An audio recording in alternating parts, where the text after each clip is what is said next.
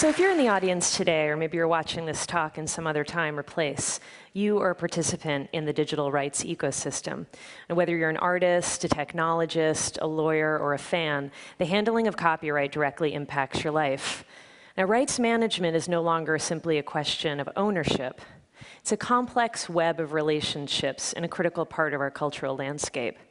Now, YouTube cares deeply about the rights of content owners, but in order to give them choices about what they can do with copies, mashups, and more, we need to first identify when copyrighted material is uploaded to our site. Let's look at a specific video so you can see how it works. 2 years ago, recording artist Chris Brown released the official video of his single, Forever.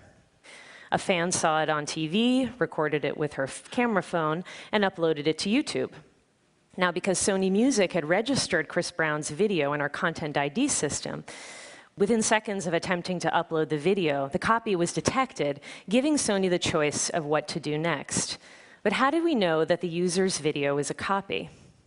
Well, it starts with content owners delivering assets into our database, along with a usage policy that tells us what to do when we find a match.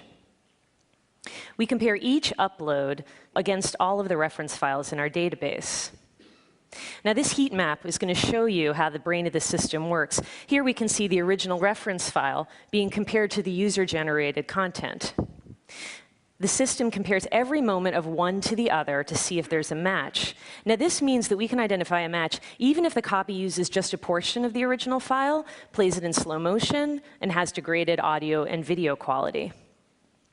And we do this every time that a video is uploaded to YouTube, and that's over 20 hours of video every minute. When we find a match, we apply the policy that the rights owner has set down. And the scale and the speed of this system is truly breathtaking. We're not just talking about a few videos. We're talking about over 100 years of video every day between new uploads and the legacy scans we regularly do across all of the content on the site.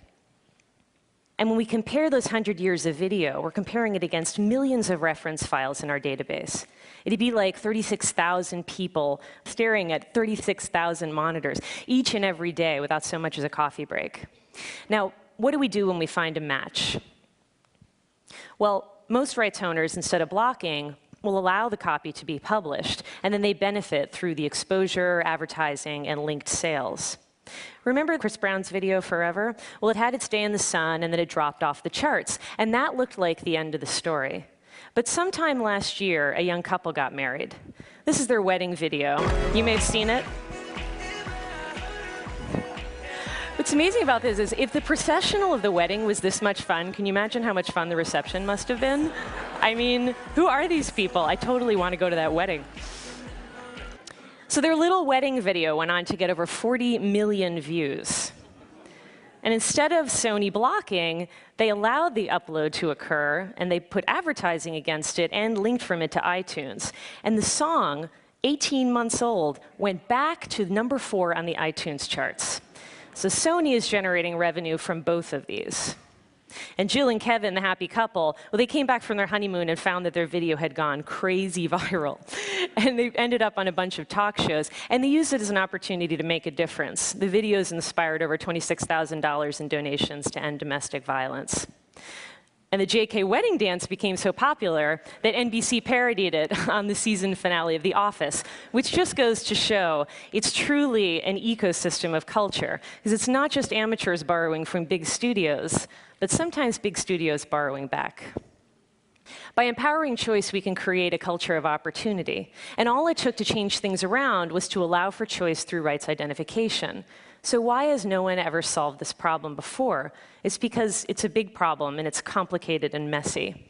It's not uncommon for a single video to have multiple rights owners. There's musical labels, there's multiple music publishers, and each of these can vary by country. And there's lots of cases where we have more than one work mashed together, so we have to manage many claims to the same video. YouTube's Content ID system addresses all of these cases, but the system only works with the participation of rights owners. If you have content that others are uploading to YouTube, you should register in the Content ID system, and then you'll have the choice about how your content is used. And think carefully about the policies that you attach to that content.